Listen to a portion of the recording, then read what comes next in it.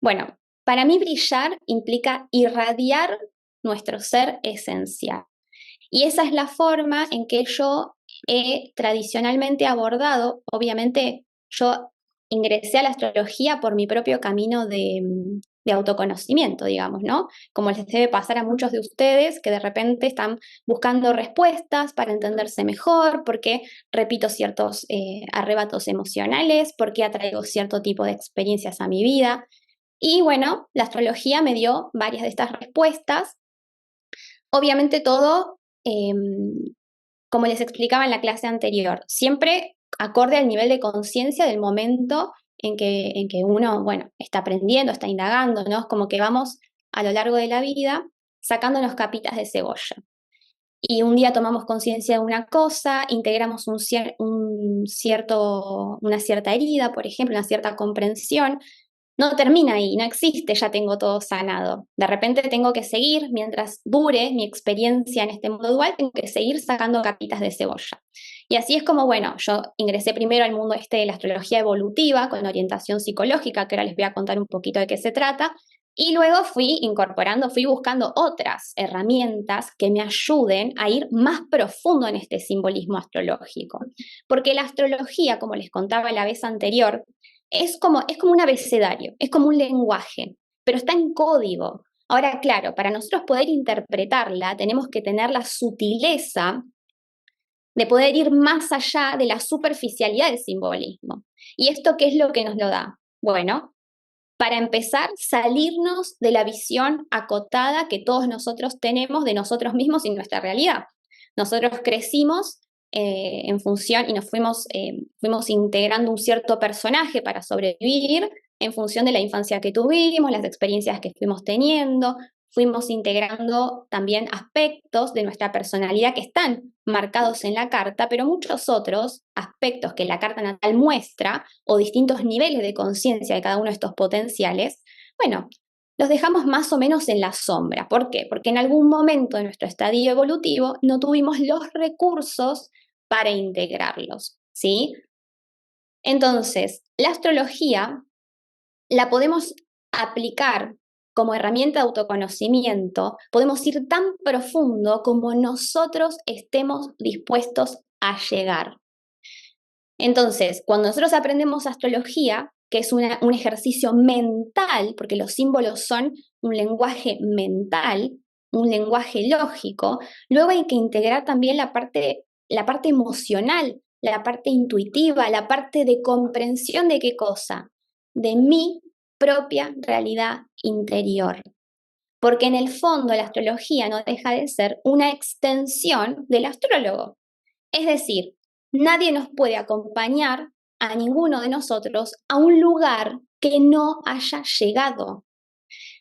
Por este motivo, el título tanto de la clase como del curso que comienza en abril es Astrología para brillar. ¿Para qué? Para irradiar, para que nuestra carta natal y nuestra propia vida, nuestro paso por este mundo dual, sirva como un canal para irradiar a nuestro ser esencial, para un canal para conectarnos con los deseos de nuestra alma.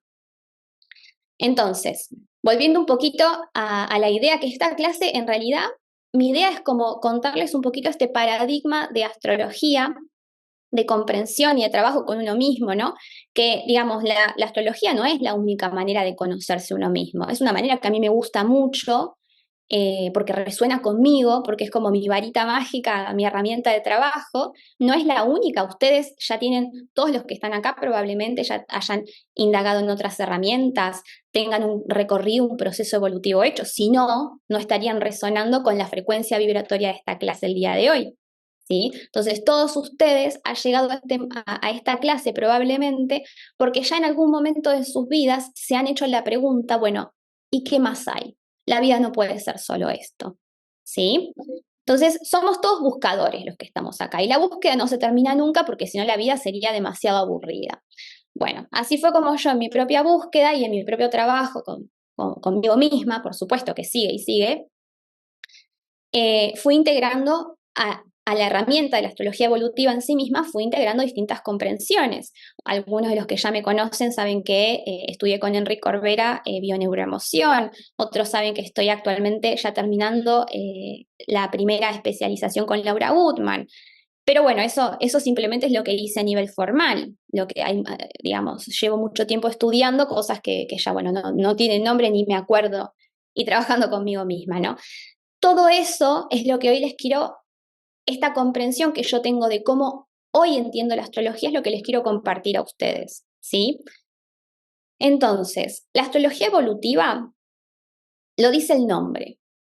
Implica un presupuesto de trasfondo, la comprensión de que todas las almas estamos en esta vida, encarnados en la Tierra, intentando evolucionar.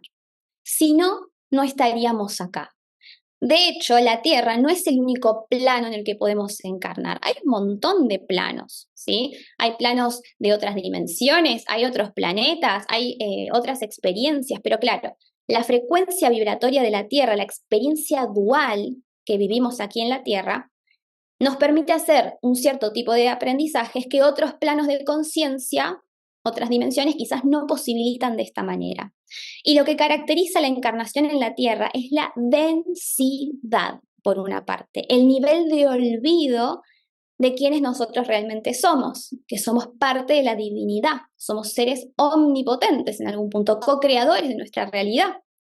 Claro, cuando encarnamos en la Tierra atravesamos este velo del olvido y por supuesto nos olvidamos. Y esto es necesario, ¿por qué? Porque venimos a hacer un aprendizaje emocional en la Tierra.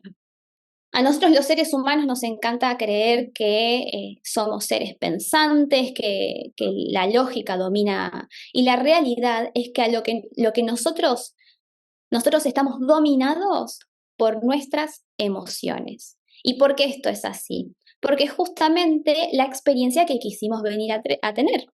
Y somos somos almas extremadamente valientes, porque hay que ser muy valiente para encarnar aquí en la Tierra, para vivir la experiencia dual. ¿Qué implica la experiencia dual? Por una parte, la conciencia de separación. Por otra parte, implica el aprendizaje a través de los opuestos. Es decir, si todos, más allá del aprendizaje particular de cada uno, que la carta natal nos da muchas pistas y demás, pero si todos nosotros vinimos a esta vida a hacer un aprendizaje común, ¿cuál es ese aprendizaje común? Aprender lo que es el amor. Luego ese amor va a tomar distintos formatos de acuerdo al aprendizaje particular de cada uno. Para alguno va a ser el amor, la expresión a través del perdón, la expresión a través de la compasión. Pero lo que todos nosotros estamos aprendiendo concretamente es amarnos a nosotros mismos. Y eso es lo que más nos cuesta. Y el día que genuinamente amemos cada partecita de quienes somos, cada emoción, cada luz y cada sombra, ese día probablemente ya no necesitemos volver a reencarnar en este plano, porque habremos completado el ciclo kármico de aprendizaje. Y el karma es una palabra muy poco comprendida y lo vamos a trabajar hoy, porque el karma es parte justamente de lo que vinimos a aprender, ¿sí? El karma implica, es como algo que está, como un concepto que acompaña el recorrido del alma, ¿sí? Y es un concepto que sé que llama muchísimo la atención. Yo sé que cuando subo un video a YouTube pongo ciclo kármico y tengo el doble de vistas. Entonces yo ya sé que a todo el mundo nos encanta las parejas kármicas, los aprendizajes kármicos, los ciclos kármicos. Bueno, toda la carta natal es kármica. Porque toda la carta natal, que es como el vehículo que nosotros utilizamos para encarnar, el vehículo no es solamente un cuerpo donde el alma se prende a ese cuerpo. El vehículo son nuestros patrones de pensamiento, nuestros patrones emocionales, nuestra forma de percibir la realidad. Cada uno de esos personajes que actúa dentro nuestro con una motivación y que tiende a expresarse más en un cierto ámbito de la vida. Es decir, estoy hablando de los planetas, que son esos personajes, las motivaciones de los planetas, que son los signos, y estoy hablando de las casas, que son los ámbitos de la experiencia donde vamos a ir desarrollando las experiencias evolutivas, ¿sí? Tanto a nivel interior como a nivel exterior, no necesariamente visible con los ojos estas experiencias, ¿sí? Ahora, para entender un poco cuál es el rol de la carta natal, me gustaría hablar un poquito antes, a modo de introducción, que esto básicamente que les estoy contando ahora es parte de todos los presupuestos que van a sustentar el curso de Astrología Evolutiva que comienza en abril, Astrología para Brillar, ¿sí? Hoy les estoy dando un poquito de hecho, mientras estaba preparando el curso, que estoy a full con eso, dije, de estas pequeñas cosas quiero compartirlas, bueno, nada, a través de esta clase, ¿sí? Entonces, el recorrido del alma, que básicamente cuando nosotros pensamos en el recorrido del alma, también tenemos que pensar en el proceso, en el recorrido madurativo del ser humano, ¿sí? Porque son espejos uno del otro. Como es arriba es abajo, como es adentro es afuera, bueno, el recorrido del alma encuentra resonancia también en el recorrido evolutivo del ser humano cuando nace, en la etapa madura y luego en la vejez y la muerte, ¿sí? Entonces, nosotros pensemos que todos partimos somos como chispas divinas, somos seres divinos que se fueron desprendiendo, llamémosle de Dios, del Tao, de la fuente, de la matriz divina.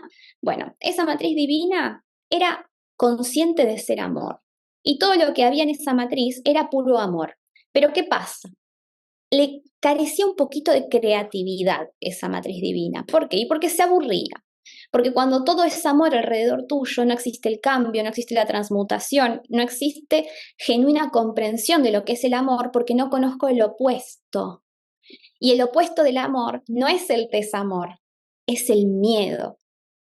Entonces, en algún momento Dios, el universo, que quería experimentarse a sí mismo en distintas facetas, bueno, le pidió a distintas partecitas de esa divinidad que se desprendieran de esta matriz divina, que en un punto no nos podemos desprender jamás porque somos todos parte del todo, pero claro, éramos un todo indiferenciado. Y de repente Dios le pidió a algunas de sus partecitas que se desprendan de él y que empiecen a formar una especie como de conciencia de ser individuos separados, algo que no existía antes de fragmentarse la divinidad. Entonces, cuando el alma recién se desprende y empieza su recorrido individual de esa matriz divina, esto se conoce como la primera inocencia, que es el estado del paraíso, de la indiferenciación. Es un poquito la sensación que tiene el bebé cuando está dentro de la panza de mamá y también cuando nace, porque durante los primeros meses y años de vida, el bebé no tiene conciencia de ser un individuo separado de mamá. De hecho, esto lo venimos hablando en muchos videos, el tema de que el bebé, como no se da cuenta que está separado de mamá, está como simbiotizado con lo que mamá siente, con lo que mamá, con el plano emocional y con qué cosa, con la sombra materna. Esa sombra que mamá lleva toda la vida queriéndose escapar y que la niega y que la proyecta y demás. Bueno, el bebé de esto no se puede escapar. Y cuando mamá no hace el trabajo porque no tiene las herramientas, porque no tiene el nivel de conciencia, no importa, pero cuando mamá no hace el trabajo de estar consciente de su propia realidad interior, ¿qué va a pasar? Que lo va a dejar al bebé solito, con toda su sombra, y el bebé sí que no puede gestionarla, y sí que está inmaduro, y sí que no tiene recursos, ¿sí? Bueno, entonces el bebé al principio parte sin comprender que está separado de mamá. Al alma le pasa lo mismo. El alma tiene muy fresquita todavía la experiencia de unidad, de seguridad, como que bueno, si tengo alguna conciencia de ser un individuo separado, pero de repente no tengo miedo porque sé que todavía estoy sustentado por la fuente divina. Ahora, ¿qué pasa? Si bien ni el bebé ni el alma en su primer estadio se cuestiona, o sea, hay como una irradiación más inocente, más con menos capas de cebolla, menos condicionada. Porque lo que no se cuestiona ni el bebé al principio, ¿no? Pero nosotros los padres le enseñamos a cuestionarse. El bebé, ¿qué no se cuestiona? Su derecho a existir. El bebé no se cuestiona si lo que él es está bien o está mal. El bebé lo aprende porque se da cuenta que cuando llora demasiado, mamá se molesta. Cuando no le pega, cuando no lo sacude, cuando no le dice al padre, este niño es insoportable. Entonces, mínimamente, recordemos, el bebé está conectado con el plano emocional de mamá y con la sombra. Incluso si mamá se niega a sí misma, el hecho de que una partecita de ella odia a este bebé que le vino a romper su paz, claro, mamá se lo va a negar a ella misma, no lo va a reconocer, pero al bebé no se lo puede negar. El bebé lo sabe, ¿sí? Entonces, el bebé empieza a darse cuenta, o sea, al principio no me cuestiono quién yo soy, pero de repente me voy entendiendo que mamá hay ciertas cosas de mí que valora, que aprueba, que me festeja, que me mira cuando hago ciertos comportamientos o omito ciertas acciones, por ejemplo, pero hay cosas que no, que claramente son reprobadas por mamá. Por el entorno también, pero al bebé lo único que le importa es la aprobación o desaprobación de mamá, lamentablemente. Cuando nosotros pensamos que tenemos daddy issues, que tenemos que el problema fue que papá fue muy exigente con nosotros o que era muy agresivo, mamá fue la que posibilitó la exigencia o la agresión de papá. Por lo tanto, papá no puede ni exigirnos nada, ni hacernos nada a los niños sin el aval implícito de la madre. Entonces no existe papá malo, mamá buena, como muchos de nosotros aprendimos a creer porque estamos simbiotizados con las emociones de mamá. Entonces, si mamá está resentida con el marido o con los hombres, o piensa, ay, yo tengo dos hijos, un bebé y un marido. Si mamá piensa así de papá, el bebé lo va a absorber por completo, sea hombre o sea mujer. Si es hombre y mamá, por ejemplo, no valora a papá, bueno, el hombre no se va a valorar a sí mismo, porque yo soy hombre y bueno, mamá me enseñó que los hombres no tienen que ser valorados, aunque quizás ella ni siquiera es consciente de esta realidad. Lo mismo si soy mujer y mamá está resentida con el hombre y siente que tiene que hacer todo sola y que no puede apoyarse en la persona que tiene al lado, bueno, yo voy a ser mujer y de alguna manera esa va a ser mi realidad también. Sea que forme pareja, después vemos cómo esto se manifiesta, pero la creencia limitante se va a ir introyectando separada de la conciencia, se va a ir mandando a la sombra automáticamente. ¿Por qué? Porque estamos muy maduros a nivel emocional, tan inmaduros que no tenemos ningún tipo de recurso cognitivo para cuestionar lo que mamá siente, piensa y lo que el entorno nos muestra. Entonces, el entorno y la experiencia para el bebé se absorben sin filtros. Lo mismo que para el alma que recién comienza su recorrido evolutivo, porque todos los que estamos acá somos almas más, menos viejas, más jóvenes, menos jóvenes, ¿sí? Entonces, no todos tenemos el mismo recorrido evolutivo como almas, ¿no? Entonces, volviendo al tema del alma, y ahora vamos a ver la contraparte en el bebé o en el niño que va creciendo. Claro, el alma parte de este estado de inocencia, de indiferenciación, siente la soledad, porque hasta recién estaba unida al todo y no había ni riesgo, ni miedo, ni cambio, no existía nada, era todo plenitud. Siento un poquito la soledad, pero todavía estoy muy conectada como alma con ese amor divino. Esto mismo le pasa al bebé, porque el bebé, si bien siente la ambivalencia de mamá, el amor-odio, el amor condicionado, siente la sombra de mamá, el bebé igual, hasta hace muy poquitito, su alma estaba ahí en el espacio entre vidas. Entonces, ese recuerdo del amor lo tiene muy presente también y de ser sostenido también lo tiene muy presente. Claro, se lo hacemos a olvidar muy pronto cuando le damos un shock de realidad egoica cuando nace el bebé aquí en este entorno y el bebé de a poquito va creciendo y va cerrando esos canales a los mundos sutiles. Bueno, al alma en su recorrido, vida tras vida, le va pasando un poquito lo mismo, sin importar si encarna en la Tierra, encarna en otro planeta, en todos esos mundos que no sabemos que existen, pero que sí que existen. Le pasa un poco lo mismo. El alma, el proceso evolutivo parte de la indiferenciación a vida tras vida, experiencia tras experiencia, ir metiéndome cada vez más en la conciencia de separación, en la conciencia de ser un individuo separado de la fuente y de los demás. Claro, me voy olvidando cada vez más de que soy sostenido por la fuente divina.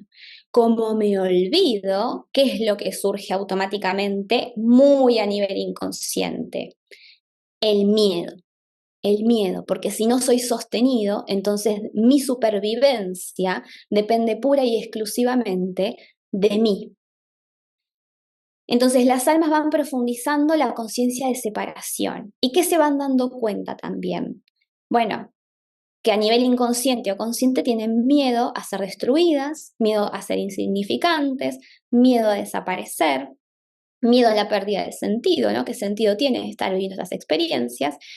Pero claro, con la conciencia de este miedo que todavía estoy muy inmaduro para gestionar, necesito, necesito algo que me ayude a gestionar este miedo. Y ahí es donde nace el ego, donde se profundiza la conciencia egoica, ¿sí? El ego originariamente es un instrumento que no es ni bueno ni malo, es un instrumento que nosotros necesitamos, así como un cuerpo físico para encarnar, necesitamos una herramienta que nos permita esta conciencia divina que somos, esta inspiración eh, y este ser esencial tiene que manifestarse hacia la afuera de alguna manera. Por eso el ego está muy asociado, por ejemplo, a la voluntad, al impactar el mundo de la forma, sea el mundo de los pensamientos, de la materia, impactar de alguna manera, ejercer mi influencia y mi poder en el mundo. Pero claro, cuando tenemos mucho miedo, ¿qué pasa? Que desde el miedo no hay un desbalance emocional. Recordemos que nosotros vinimos a hacer un aprendizaje emocional.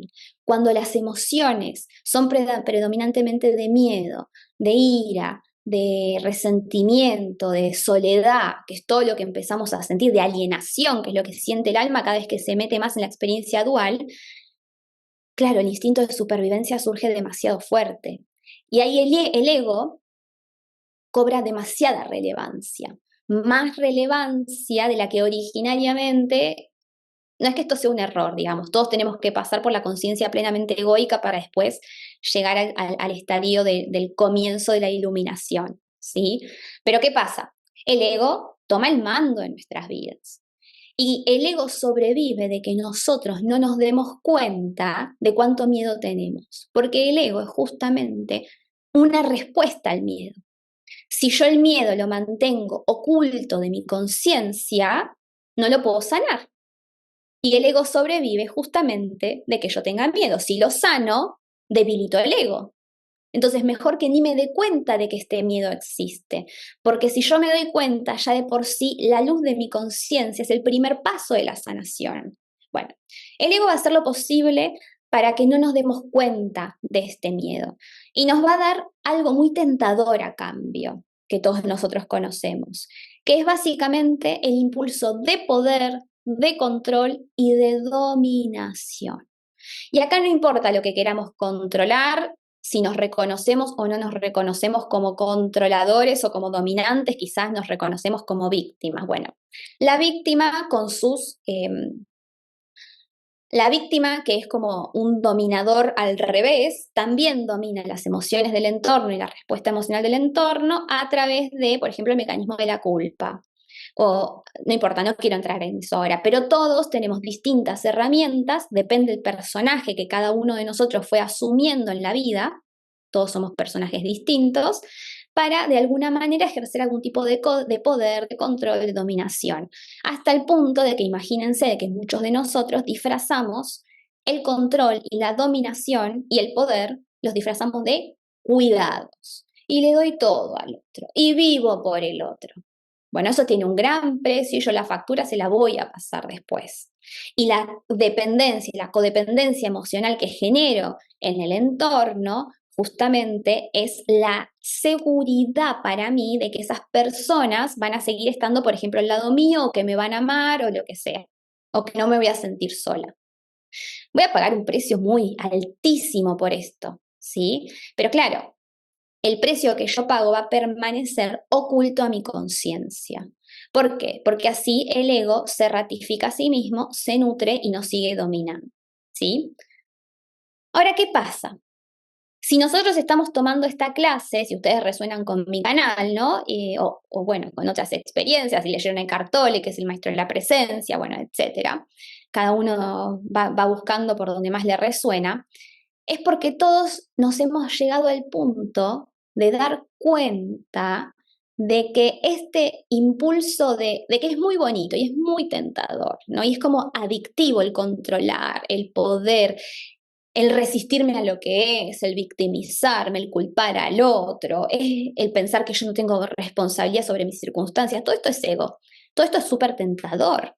Pero claro, en algún punto nos dimos cuenta de que no nos alcanza, de que no, de que incluso si parece que tenemos una vida maravillosa y logramos todo lo que nos proponemos, esa sensación como de vacío, esa sensación de que de duda, de empezar a dudar cuál es la motivación, lo que antes me parecía que era de una manera, ahora ya empiezo a cuestionarlo, esa sensación de que tiene que haber otra forma, de que la vida no puede ser solamente esto, de empezar a cuestionarme si lo que realmente yo quiero, pienso y deseo es realmente genuino, ¿no?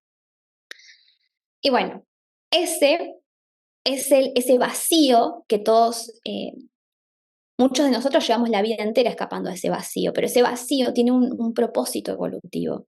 Es mostrarnos que esta conciencia interior ya no nos, perdón, esta conciencia anterior, que fue funcional en algún momento de nuestro recorrido, ya no nos satisface. Y ahí es donde comienza el primer atisbo del despertar, porque cuando yo realmente tomo conciencia de este vacío, de esta insatisfacción interna que me da muchísima incomodidad, que desearía extirpármela, bueno, tengo que hacer las paces con mi incomodidad, porque me está hablando de que estoy maduro o madura como alma, no tienen sexo las almas, para ingresar a la siguiente etapa, ¿sí? Para ingresar a la segunda inocencia. La primera inocencia era cuando yo ya tenía un recuerdo muy fresquito de quién era, pero en el proceso me olvidé por completo. Entonces ahora recordar quién soy, recuperar mi poder personal, recordar que soy co-creador de mi realidad y que tengo el poder de vivir realmente una vida alineada a los deseos de mi alma, que además de ser una conciencia separada, porque hay identidad que está muy bien, es vehículo de la experiencia, pero que también estoy anclado en la conciencia de unidad. Este es el estadio que comienza con este vacío en que el alma empieza un recorrido que puede llevar más o menos tiempo, no necesariamente se completa en una vida, o sí, depende de cada uno de nosotros, ¿no? Donde el alma busca realmente perdonarse a sí misma por todo el dolor generado hacia ella misma, ¿no? Porque en el fondo cuando nos fuimos olvidando de quiénes somos, bueno, generamos dolor en el mundo. No necesariamente a otros, aunque sí, porque mi dolor es el dolor del otro, pero dolor hacia nosotros mismos, ¿sí? Entonces, cuando empezamos a comprender de que estamos en esta vida para sanarnos, independientemente de la carta natal de cada uno, todos vinimos a aprender a recordar el amor que somos, a sanarnos y a transformarnos a nosotros mismos. Por eso nuestro trabajo, por eso hay que resignificar el egoísmo, ahora que tenemos el nodo norte en Aries, ¿no?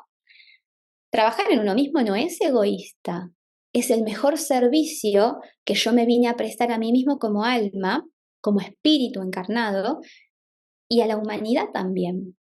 Entonces, este estadio de segunda inocencia es algo que no sucede, a ver, voy a brindar ahora como un punteo que me armé de los estadios por los cuales vamos pasando en este despertar. No son estadios lineales, porque el aprendizaje siempre es espiralado. Entonces, integramos algo, de repente vivimos una nueva experiencia, volvimos a ese aprendizaje que ya integramos para ponerle un nivel más de comprensión y así sucesivamente. Muchas veces empezamos el despertar, tenemos como una comprensión divina y pasa el tiempo o sucede algo y de repente pareciera como que retrocedemos también. Nunca retrocedemos. Lo que va pasando es que en este despertar, claro, recuerden lo que dijimos al principio, el aprendizaje es emocional. Entonces, como el aprendizaje es emocional, cuando yo empiezo a despertar y estoy más maduro o madura y tengo más recursos y más conciencia de mí misma, bueno, ahora tengo que revisar todo mi pasado porque lo tengo que resignificar. Y todas estas emociones que cuando yo era bebito fui reprimiendo para sobrevivir, tienen que surgir de alguna manera, porque si no, ¿cómo las puedo sanar? Cómo las puedo transformar? No existe, ¿sí? Bien, entonces, en estos estadios del despertar, que comienza con este primer cuestionamiento, atisbo de comprensión más allá de lo que se puede ver y tocar, de lo que el ego nos vende, bueno, el primer estadio es este que les contaba, cuando empezamos a sentir esta insatisfacción, que las metas egoicas ya no nos satisfacen y que lo que antes acaparaba toda nuestra atención ya no sé si me hace sentido, ya no sé si me llena tanto como antes. ¿Sí? Esa es la primera etapa, que creo que todos los que estamos acá ya necesariamente tuvimos que atravesar este momento en alguna vez, porque si no, no estaríamos emprendiendo esta búsqueda, ¿no? Hay gente que quizás hay almas que están en un estadio anterior y que quizás nunca se preguntaron nada. O sea, no sé, nosotros como seres humanos pensamos que el exterior hace a nuestro interior. Estoy enojada porque él se comportó de esta manera. No, eso es mentira. El enojo es mío.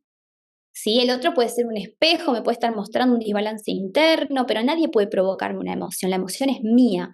Y en todo caso, con mis emociones reprimidas, ignoradas, con mi dolor no procesado, mis juicios inconscientes, termino manifestando ciertas realidades. Pero la reacción emocional siempre es mía, nadie me puede generar una reacción. En todo caso, yo tendré que pensar, indagar, a ver qué es lo que a mí se me está activando cuando algo de afuera sucede y me impacta a nivel emocional. Em, entonces, bien, el segundo estadio, el primero ya entendimos que todos lo atravesamos, ¿sí? O por lo menos empezó este proceso. El segundo estadio, y acá es donde viene el segundo estadio del despertar, es donde le sacamos todo el jugo a la carta natal y a la astrología, ¿sí? Como herramienta de autoconocimiento. ¿Por qué? Bueno, y a otras herramientas, la bioneuroemoción, etcétera, ¿no? ¿Por qué? Porque el segundo estadio consiste en el reconocer nuestros apegos, nuestras ataduras egoicas, traer a la conciencia nuestras emociones reprimidas, nuestros patrones inconscientes. Muchos de nosotros nos pasamos la vida en luchas de poder y manipulaciones y no tenemos ni idea de lo que estamos haciendo. Porque para nosotros esa es la verdad y es la única forma que tenemos de responder a las circunstancias. Bueno, cuando empezamos a cuestionarnos nuestras vidas, y tarde o temprano va a llegar el estadio número 2, donde me empiezo a dar cuenta de cómo manipulo y de cómo juzgo y de qué emociones reprimidas tengo y de cuánto resentimiento tengo adentro mío que no pude canalizar anteriormente y de que no soy tan buena ni tan bueno como me gustaría ser, ni tan malo tampoco, ¿no? Y ahí esto es una gran muerte, acá es donde vieron los pescaditos cuando los sacan del agua, que pobrecitos ahí nosotros nos revolcamos como pescaditos porque es un trabajo potente ¿no? Entonces, básicamente el trabajo en este estadio, que es un estadio de transición a la nueva conciencia, consiste en y fíjense esto, no digo en tener conocidos todos nuestros patrones, en en tener ganas, en tener la intención, en tomar la decisión y estar predispuestos a comprender nuestro dolor, a comprender nuestras heridas, a abrazar a nuestro niño interior. No significa que tengo que conocer todo mi inconsciente. Eso sería algo muy ambicioso porque nuestro inconsciente es el 95% de nuestra conciencia, ¿no? Pero sí a que cada cosa que pasa en mi vida, cada experiencia, me puedo detener un momento, ir hacia adentro y pensar qué tiene que ver conmigo, qué herida se me está activando, cuál es el anhelo de mi niño interior, cuál es el dolor que está detrás de esta experiencia o de esta actitud que acabo de tener. ¿No? Porque nosotros vamos aprendiendo nuestros patrones, nuestros automáticos y demás, y muchas veces se nos vuelven a activar igual. Y ahí es donde, claro, nos juzgamos a nosotros mismos, porque con todo esto que sé, todos estos recursos que tengo y vuelvo a pisar el palito y actuar de la misma manera. Entonces ahí paso de juzgar al afuera y paso a juzgarme a mí. Listo, ganó el ego igual. Porque mientras haya juicio hay miedo, mientras hay miedo el ego sobrevive, no importa si yo soy la peor o soy la mejor, el ego está ganando, está dominando en este sentido, ¿sí? Entonces, cuando yo hablo de abrazar a nuestro niño interior, hablo de muchas cosas. Para empezar, me refiero a poder conectar con todo el dolor reprimido y todas las emociones reprimidas. Esto no voy a profundizar acá porque ya lo hablamos en otros videos, pero ustedes recuerden que cuando el bebé nace, espera amor incondicional, o sea, el bebé está conectado con el amor infinito de la fuente y el alma se acaba de pegar al cuerpo y nace a este mundo denso y automáticamente ya se da cuenta de que el amor que recibe de mamá no es un amor incondicional. Esto es si las madres todas decimos, sí, yo a mi hijo lo amo más que nada en el mundo y es un amor incondicional. Es mentira. Nos mentimos a nosotros mismos porque no conocemos otro tipo de amor, no es que no lo amemos. Pero el amor egoico nunca es el amor, nunca es un amor incondicional, porque recordemos que el amor es lo opuesto del miedo. Y si todavía tenemos miedos inconscientes que no terminamos de soltar, y todos los tenemos, yo los tengo, incluso conscientes, es muy difícil que el amor sea similar a la experiencia que el bebé acaba de dejar en el espacio entre vidas, ¿sí? Entonces el bebé, obviamente hay familias y familias, hay personas más conscientes, menos conscientes, pero el bebé a través de la mamá y a través del entorno empieza a conocer lo que es el ego, empieza a conocer lo que son los miedos, porque mamá se puede contar la historia de que no tiene miedo a nada, pero el bebé lo sabe perfectamente porque está conectado con su sombra. Obviamente no lo razona con la mente, pero le queda grabado a nivel interior. Y recordemos que ese estadio de indefensión y de inocencia lo que hace es que yo absorba sin filtros todo lo que todas las emociones y los patrones que percibo a mi alrededor, ¿sí? Entonces, claro, ese bebito que esperaba recibir amor incondicional, una madre que lo ame también cuando hace una pataleta, cuando rompe algo, cuando no duerme por las noches, y mamá muchas veces, aunque ella no lo admita, admitirlo ya sería un nivel de conciencia bastante elevado, mamá a veces nos ama y a veces nos odia, y a veces siente que vinimos a cagarle la vida, ¿sí? Y gracias a Dios, ahí veo una de las chicas que se está riendo, buenísimo, porque ya tenemos conciencia de esta situación. Hay gente que antes muerta que admitirme esto, ¿no? Bueno, entonces el bebé recibe esta ambivalencia del entorno, que la ambivalencia la traducimos en amor condicional. A veces me aman, a veces no me aman. Cuando hago esto me aman, cuando no, no me aman. Claro, el bebé se resiente, porque venía con las expectativas de recibir otra cosa. Y la persona que me lo tenía que proveer no me lo está proveyendo. Entonces me lleno de odio, me lleno de ira, me lleno de resentimiento. Pero claro, fíjense que el bebé está tan inmaduro a nivel cognitivo que de ninguna manera puede procesar esas emociones. Una emoción tan intensa para un bebé podría llevarlo a morir, a dejarse morir o a enfermar. Entonces el bebé, claro, todos tenemos un impulso de supervivencia, entonces, ¿qué hace? Bueno, no puedo admitir en mi conciencia el amor y el desamor. Me voy a quedar con el amor exclusivamente a mamá. Y el desamor, que viene acompañado del miedo a que mamá no me ame, porque si mamá no me ama, me siento solito. Si me siento solito, perdí todo contacto con la divinidad. Si perdí todo contacto con la divinidad, me puedo morir. Entonces, claro, todo eso va a la sombra.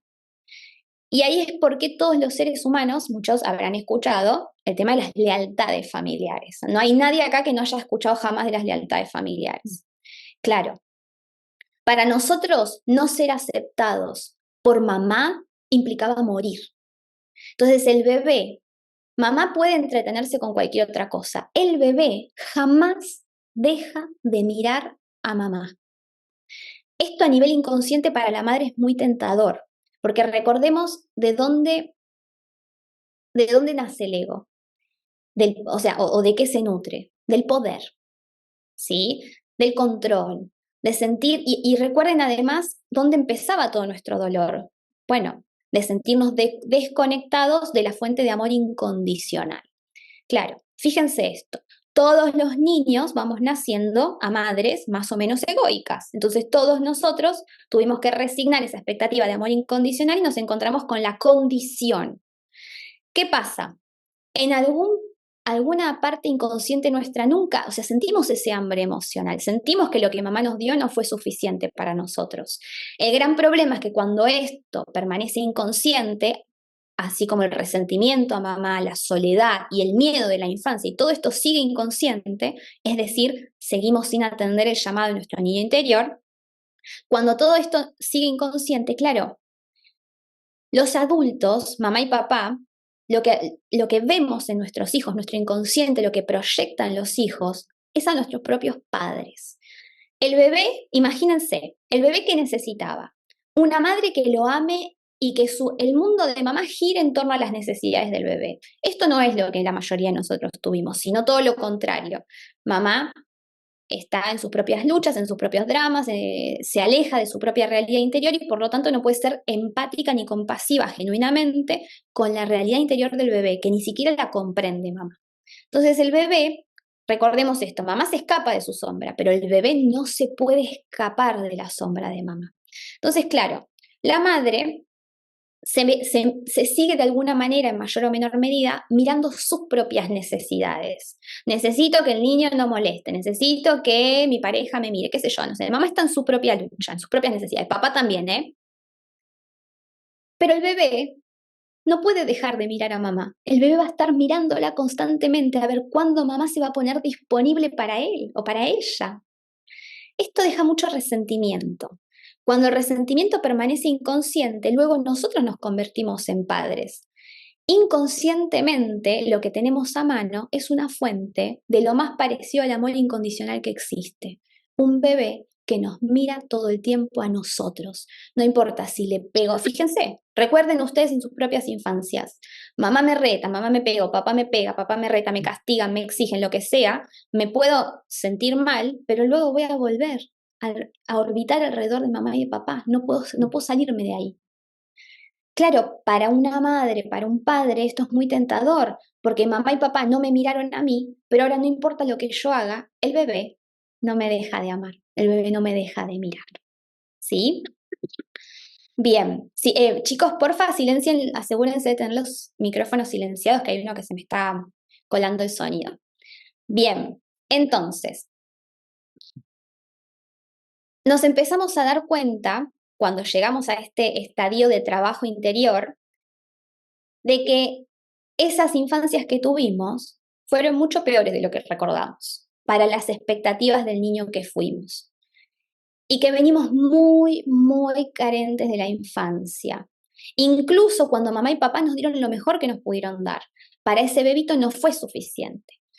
Entonces, cuando yo hablo de abrazar nuestro dolor, abrazar nuestras heridas y abrazar a nuestro niño interior, es justamente volver a conectar con la soledad, con el abandono, con el miedo de la infancia, que como no pudimos procesar en ese momento, quedó en la sombra.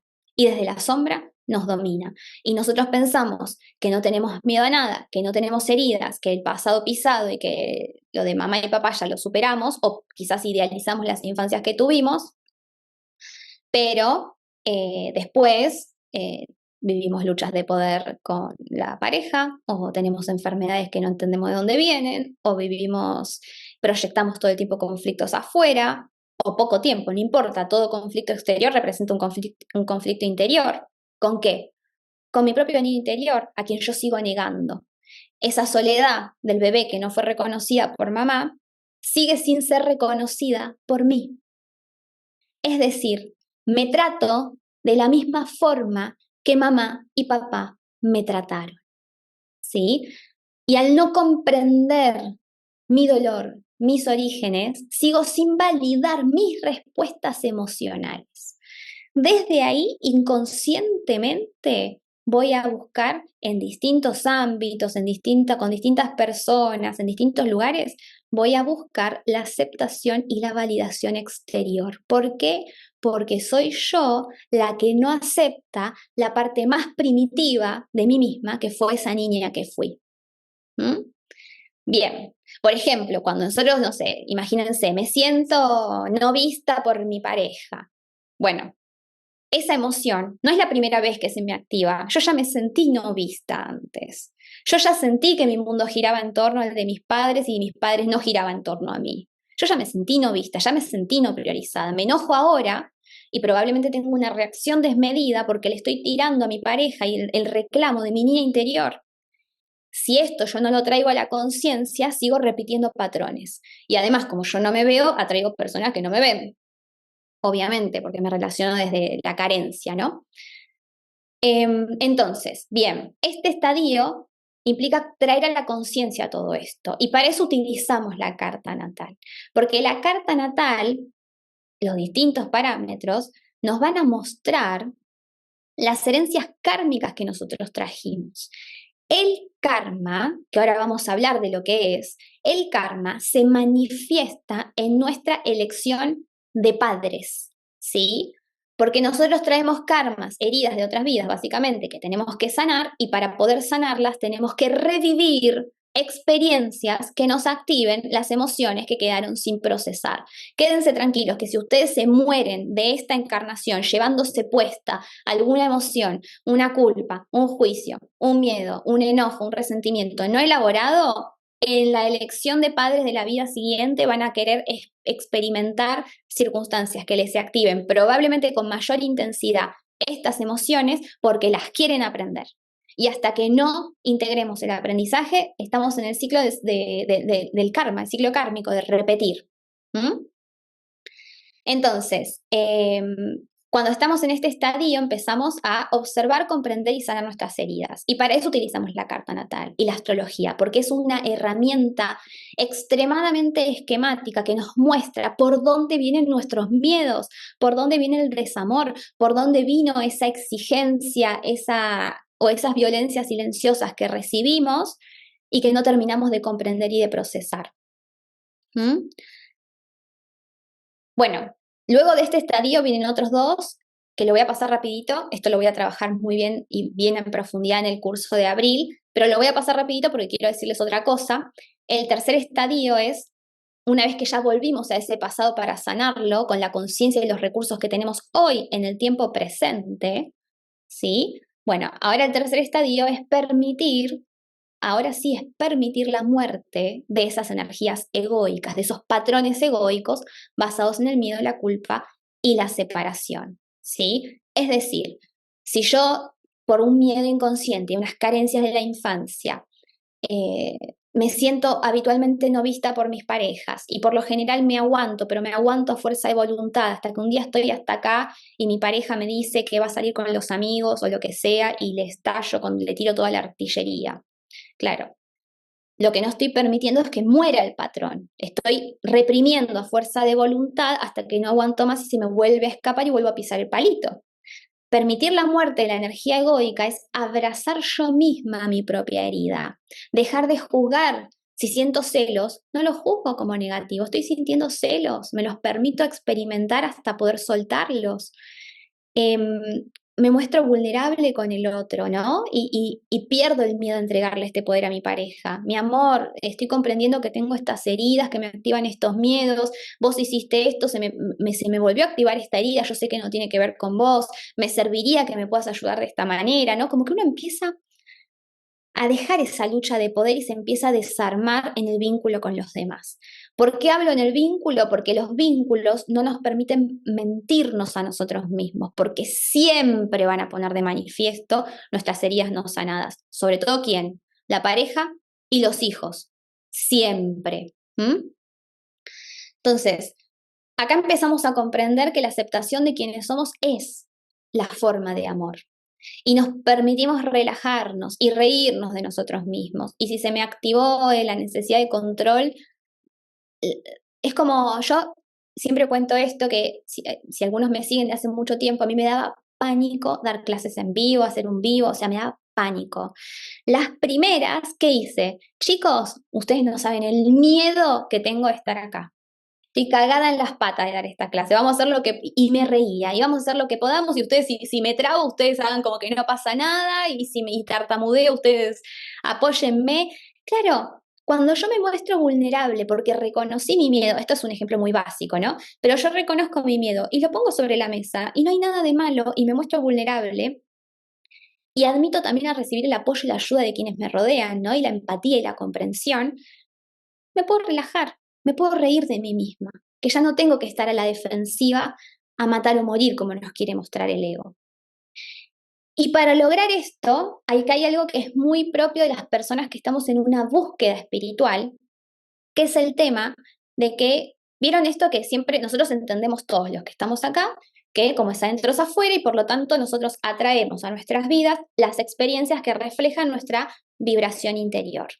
Bueno, muchos de nosotros intentamos subir la frecuencia a fuerza de voluntad, a fuerza de reprimir, a fuerza de hacer un bypass emocional o espiritual, a fuerza de pensar siempre en positivo y no admitir ningún pensamiento negativo, ¿no? Pero claro, cuando yo hago eso, estoy en incoherencia, porque lo que no estoy permitiendo es el flujo del pensamiento, el flujo de la emoción. Entonces, imagínense, si yo estoy un ratito triste, un ratito enojada, y además en esta etapa tengo que estarlo, porque recuerden que llegué hasta acá por reprimir el dolor del pasado, miren si yo sigo reprimiendo, ¿no? Todo lo que reprimo se va a manifestar, lo voy a forzar de esa manera a manifestarse. Entonces, imagínense que estoy atravesando este momento, que es un momento muy emocional, ¿no? Y de repente me siento triste, me siento sola, me siento enojada. Bueno, eso no es vibrar en baja frecuencia. ¿Cuándo vibramos en baja frecuencia? Cuando empezamos a juzgar negativamente esas emociones. Yo no debería estar sintiendo esto.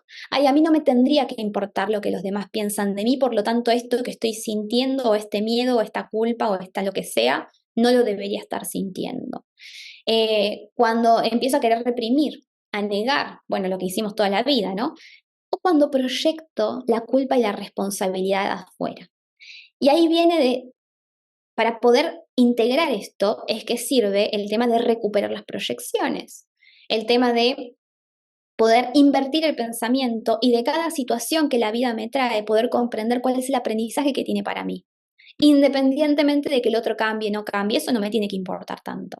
Me tiene que importar, como decíamos antes, si alguien me hace algo, a mí nadie me hace nada, la gente hace cosas, ¿no? Pero si alguien hace algo que yo siento que me causó un dolor o un daño o una emoción negativa, yo tengo que validar esa emoción y permitirme sentirla, pero lo que no tengo que hacer es proyectar la culpa y la responsabilidad fuera, porque nadie me hizo nada.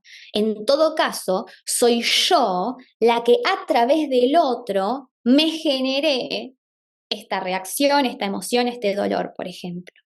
¿Sí? Bien, sé que esto cuesta un montón entenderlo, lo quiero dejar planteado simplemente. Lo que quiero dejar planteado básicamente, bueno, y después el último estadio es el reconocimiento ya del amor incondicional que somos, de la potencia creadora, el estado de presencia, el silencio, la inmensidad, que muchos de nosotros tenemos atisbos de sentir esto. Y esto no tiene que ver con meditar todos los días con un mantra determinado. Me puede servir o me puede no servir para esto el mantra o la meditación. Tiene que ver con la comprensión sincera de quienes somos y con la asunción de responsabilidad de la vida que nosotros creamos para con nosotros mismos, ¿sí? ¿Y qué les iba a decir? Porque me fui para el último paso.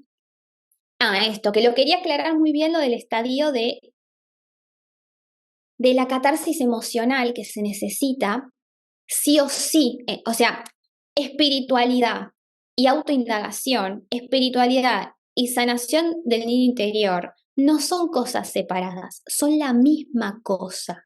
Entonces, así como nosotros no podemos sentir emoción, o sea, si yo simplemente me ahogo en la emoción, pero sigo pensando que esto es culpa de lo que pasó afuera, qué sé yo, bueno, no, hay una pata que me queda suelta, pero lo mismo pasa si yo medito todo el día y no abordo mis emociones o no enfrento mis problemas o conflictos vinculares.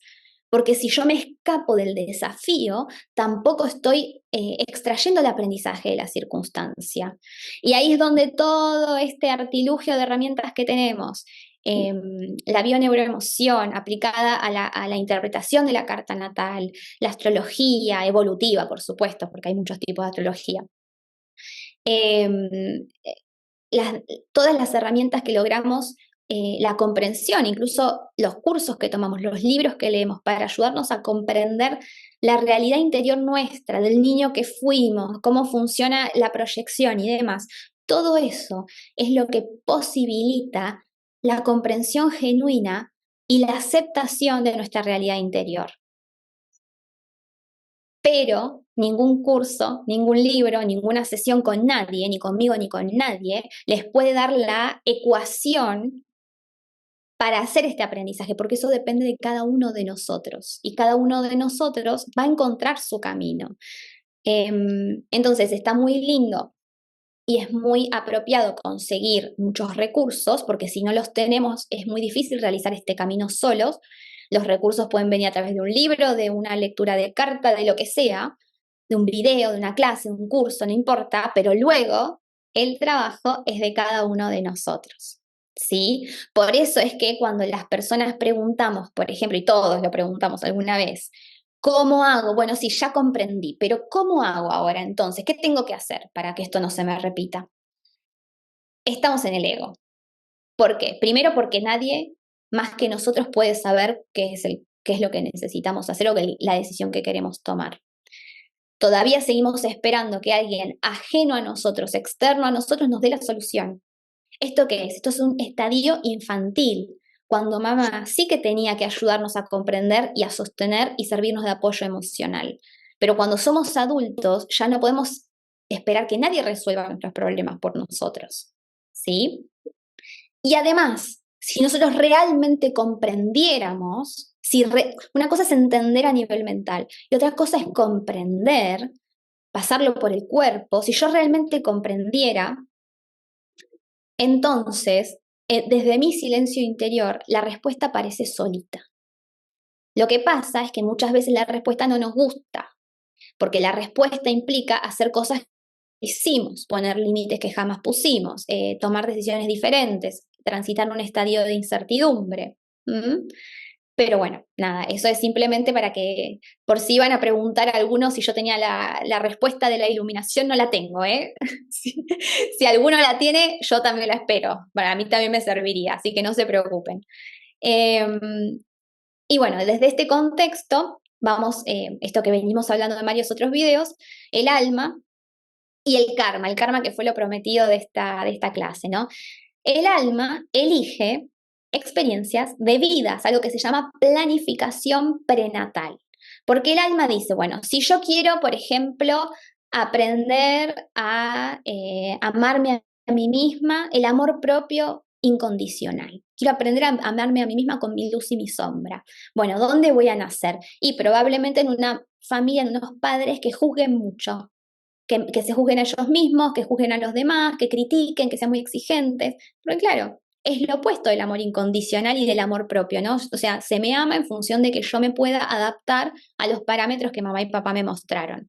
Entonces yo voy a aprender lo que no quiero para de a poquito ir construyendo a través de mi recorrido la conciencia de lo que sí quiero. Y amarme incluso en mi error, amarme incluso con mis emociones negativas, por ejemplo. ¿Mm? Negativas entre comillas. Bien, ahora sí el tema del karma, ¿no? Nosotros entendemos que venimos de una serie de experiencias donde quedaron algunas heridas y emociones que no logramos sanar en esas experiencias. El alma le queda como un residuo energético, más allá de que cuando estamos en el espacio entre vidas comprendemos que somos amor, una partecita nuestra todavía sigue herida o sigue guardando un residuo energético de esa emoción no procesada.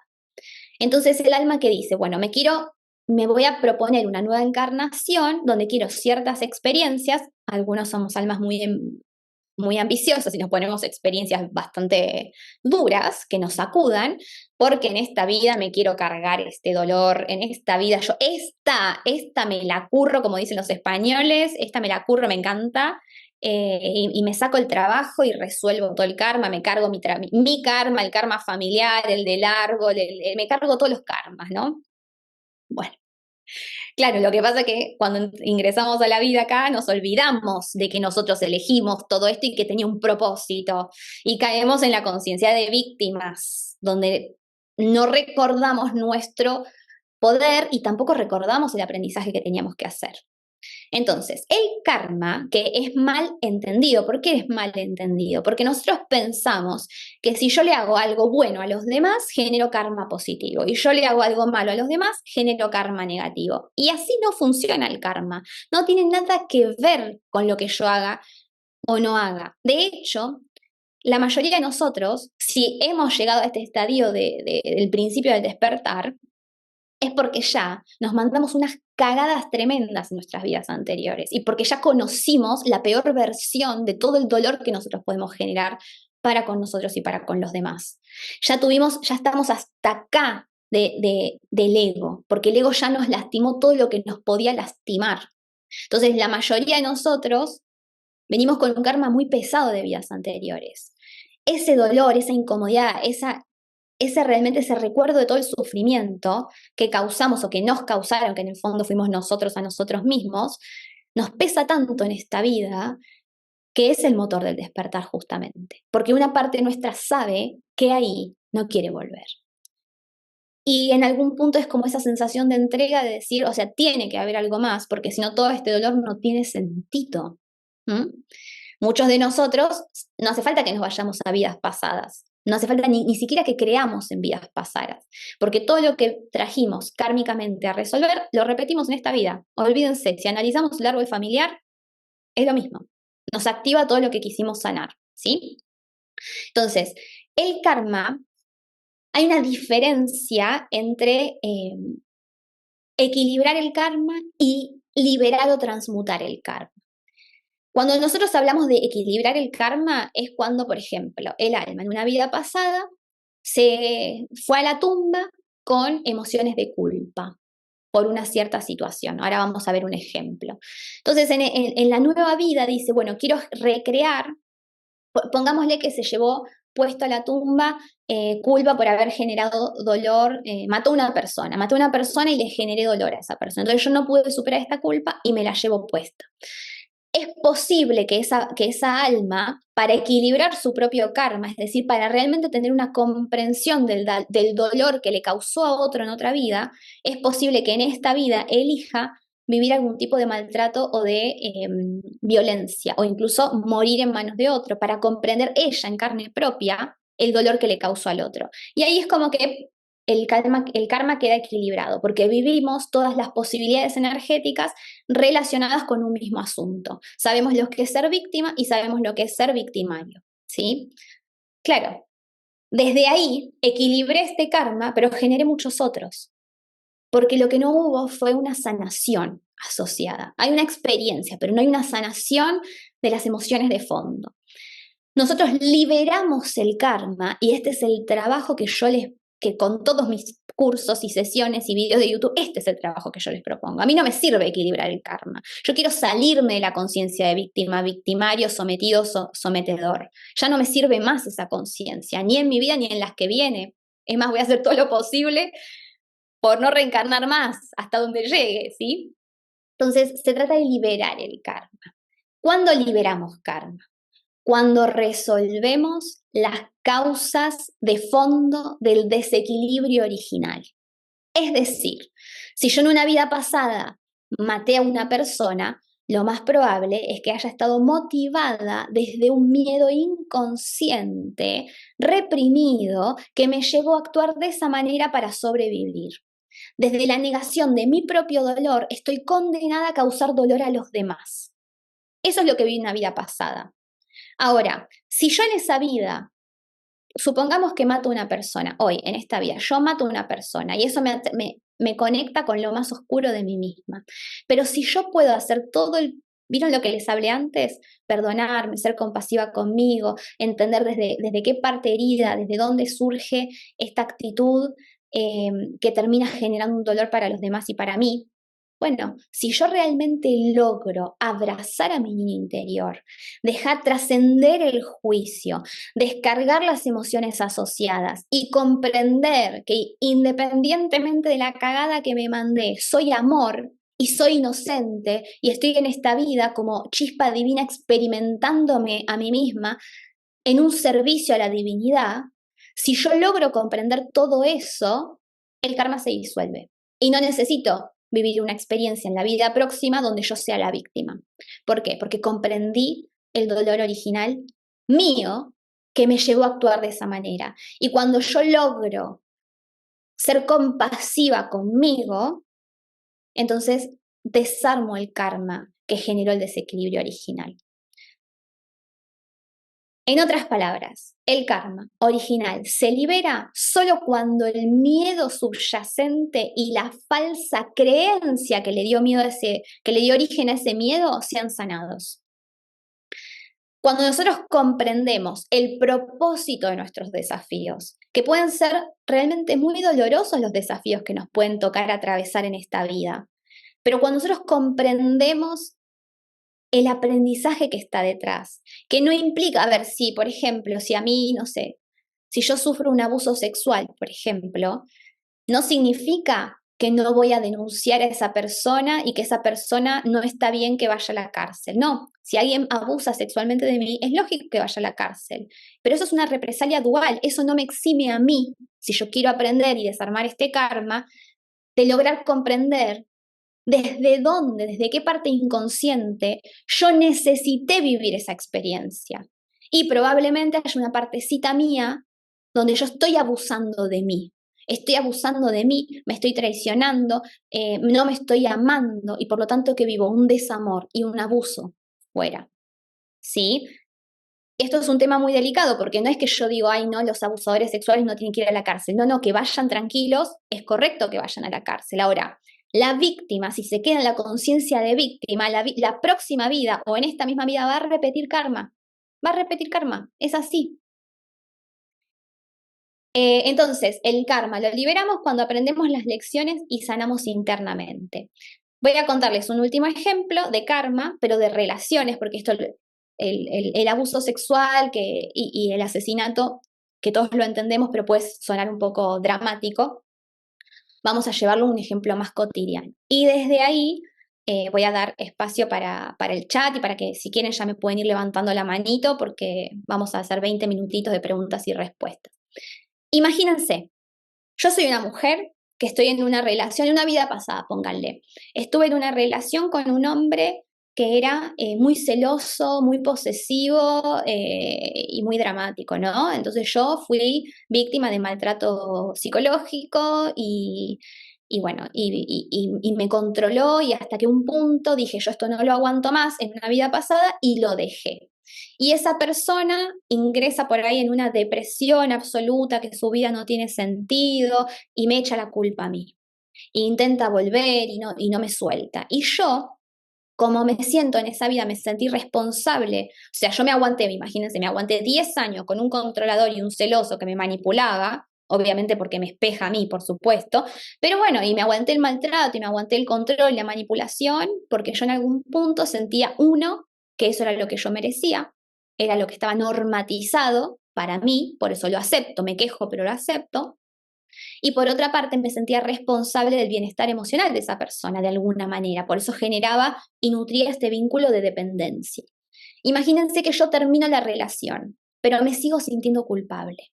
Porque luego él nunca pudo rehacer su vida, yo siempre sentí que de alguna manera yo era responsable de su dolor y me voy a la tumba, incluso puedo formar una nueva relación, pero nunca abordé este dolor de fondo, que obviamente viene de la infancia. Si yo me siento responsable del mundo emocional de la pareja, ¿quién me enseñó eso? Mamá, que me hizo responsable de su propio bienestar, por supuesto, ¿no? Pero bueno, no importa, sin irnos a la infancia. Me muero y nunca pude elaborar este sentimiento de culpa. Y nunca pude cuestionar la creencia subyacente de que yo soy responsable del mundo emocional de otros adultos y del bienestar emocional de otros adultos. Y me voy hacia la tumba. Bueno, imagínense este karma en la pareja generó un vínculo que no logró romperse en esa vida, porque los dos se quedaron con cosas no resueltas. Él terminó muriéndose depresivo y ella se murió con culpa. ¿Sí? Entonces, estas almas es posible que en la próxima encarnación elijan volver a reencarnar y volver a encontrarse. Y ahí tenemos vínculos kármicos. Y sentimos una fuerte atracción el uno por el otro, ¿sí?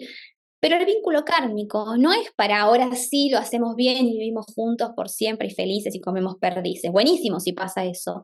Pero el vínculo kármico es nos volvemos a encontrar para revivir ciertas experiencias, a ver si esta vez la mujer suelta la culpa y el hombre se encarga de soltar la depresión y ocuparse de darse su propio alimento emocional. ¿Sí? Entonces, imagínense que me vuelvo a encontrar, revivo una dinámica similar con esta persona con la que me acabo de, con mi expareja de otra vida, pero esta vez lo dejo y esta vez cuestiono todo este bagaje energético y digo, no, la verdad que yo de acá no tengo responsabilidad, yo solo me ocupo de mi propia sanación, él se ocupa de la suya, incluso, no sé, si se suicida, yo entiendo que fue responsabilidad de él y no mía. Liberé el karma, se acabó. Ya no tengo que volver a vivir una experiencia similar en esta vida o en la próxima. Porque cuestioné la verdad absoluta que le daba lugar a ese comportamiento, a esa reactividad emocional, ¿sí? Bien, en la carta natal nosotros siempre vamos a ver indicadores kármicos. Toda la carta es kármica, porque toda la carta nos marca.